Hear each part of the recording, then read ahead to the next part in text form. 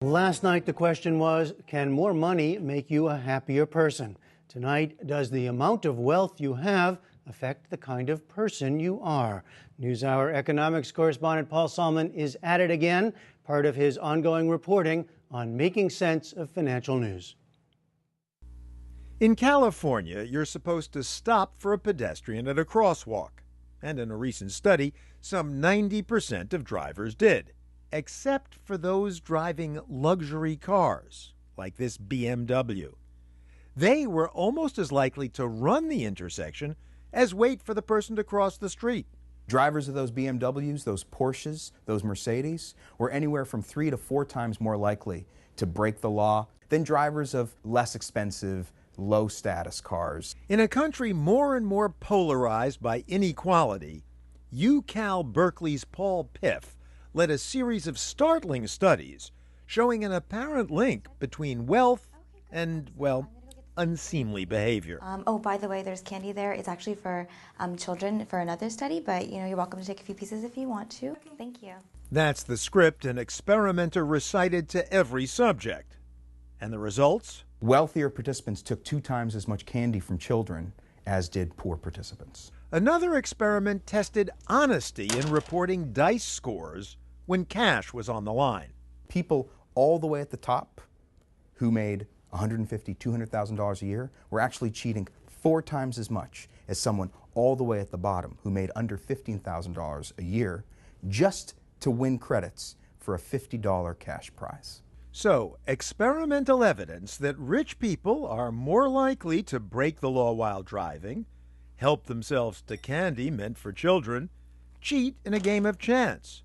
Also, to lie during negotiations and endorse unethical behavior, including stealing at work. The academic paper that resulted made headlines everywhere. The Wall Street Journal article leading with the question, ready the pitchforks? It is very clear that this study of social class touched a nerve. Psychology professor Dacher Keltner is Paul Piff's boss and co-author. We publish these studies in relatively obscure scientific journals, and literally the next day we're getting hundreds of emails from around the world, and a lot quite hostile. I've gotten a lot of vitriol and hate mail from people calling me out for junk science and having a liberal agenda. Hey, but wait. Didn't those who complained have a point? That the research was done at a famously, some might say infamously, liberal university. Hey, they're in Berkeley. What other results did you expect them to get?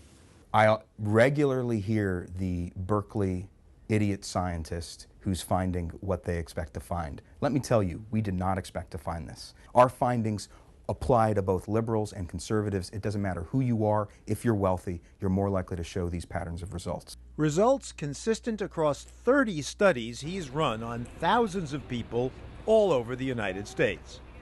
So what is it about wealth that might make people behave differently? What are we doing here? We're playing a game of Monopoly that's rigged. This game is typical of another kind of experiment Piff likes to run. Instead of studying actual rich people, Piff gets subjects to feel rich in the lab. The designated Monopoly money bags starts with a few legs up. $2,000 versus the poor man's $1,000. An upscale playing piece, the rolls, versus an old shoe. The right to toss 2 dice instead of just 1. 2, I've got snake eyes. I'm on a Meaning I assign the role of rich person, get an extra turn. but I roll again because I've got Yep, because you rolled doubles. 6. So 1, 2, 3, 4, 5, 6, and that's Tennessee Avenue, and of course I'll buy that. Meanwhile, poor Paul Piff. I only get to roll 1 die, and as it says here, when I pass go, I collect a lower salary. I collect $100. Here's your 1 die. Great, thanks so much. Yeah, sure. I can't roll doubles. I don't get opportunities to move very far along the board. Piff has run this experiment with hundreds of people on the Berkeley campus. The rich players are determined randomly by coin toss, the game rigged so they cannot lose. And yet, says Piff, despite their presumably liberal bent going in, when we asked them afterwards, how much do you feel like you deserved to win the game? The rich people felt entitled. They felt like they deserved to win the game. And that's a really incredible insight into what the mind does to make sense of advantage or disadvantage. So even though a subject like myself is just play acting, You consistently find that I begin to attribute success to myself, even though it's a coin flip that got me on this side of the board as opposed to that. You, like a real rich person, start to attribute success to your own individual skills and talents, and you become less attuned to all of the other things that contributed to you being in the position that you're in. How is the American dream achieved? Piff is part of a team headed by Dacher Keltner that studies the psychological effects of both absolute and relative poverty and wealth. We can also ask, do people believe in this dream? What they're studying is economic inequality, which, as our viewers probably know, is as high as it's been in almost a century in this country. There are new data coming out on a daily basis from top laboratories showing no matter how you look at it, the effects of inequality are pernicious upon things like bullying on school playgrounds, the quality of your physical health, how you handle disease. What's somewhat surprising, says Keltner, is that even the haves suffer. One of the things that wealth and money does is it comes with a set of values and if you want, a deeper ideology, and one of them is generosity is for suckers, right? And it's greed is good.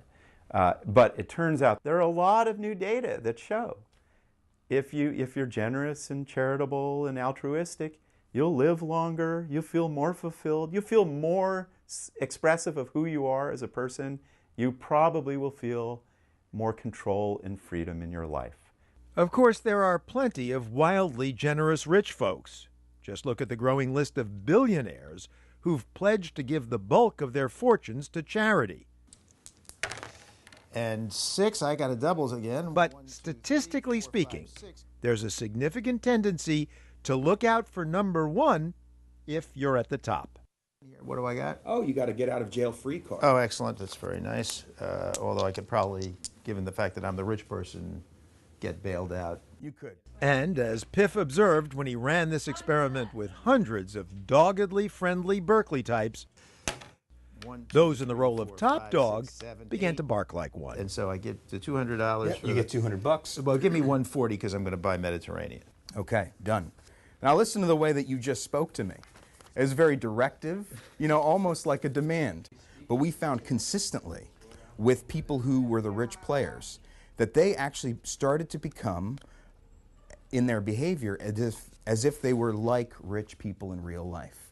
They were more likely to eat from a bowl of pretzels that we'd positioned off to the side. They ate with their mouths full, so they were a little ruder in their behavior to the other person. While I was thanking God no pretzels were present, Piff continued.